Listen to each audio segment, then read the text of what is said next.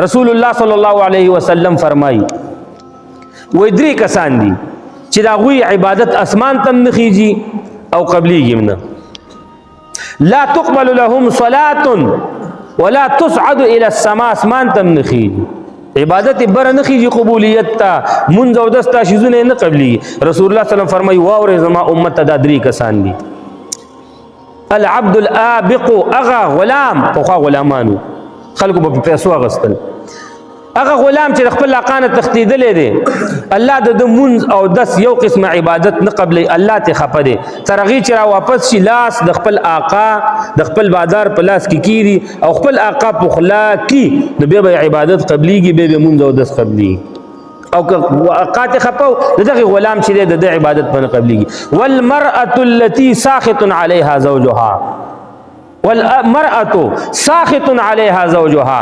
او دویم لمبر چې عبادت نه قبلیږي څوک د هغه ښځه ده چې هغې خاوند د دې نه خپی او دې غوسه کړي، که دا منځونه کوي، که دا اودسونه کوي، که دا حجونه کوي، که دا روجې نیسي، الله جل شانه به یې نه قبلوي تر هغې چې خپل خاوند په خلا کړي. خاوند دې په خلا کړي بیا به منځ قبلیږي، روژه به یې قبلیږي، حج به یې قبلیږي. نو چې چا نه خاوندان خپه دي الله دپاره دا په خلا کوي. په منځونو او دسونو باندې ځانونه مه ستړي کوئ، دا خبره د الله جل شانه ده، دا خبره د رسول الله صلی الله علیه وسلم ده، دا زما خبره نه ده. او دریم نمبر هغه سړی چې نشی کړي، چې نشی کړي، د نشي په حالت کې د لمونځ قبلیږي، نه روژه نه حج نه اذکار هېڅ هم تر هغې پورې چې دا نشه د ختمه نه شي. د قدرې خلک دا ټول نه بدبخته خلک دي. خو ما درته پکې ویل چې هغه ښځه چې خاوند ته خپه دی، رسول الله صلی الله علیه وسلم فرمایي د دې عبادت نه قبلیږي.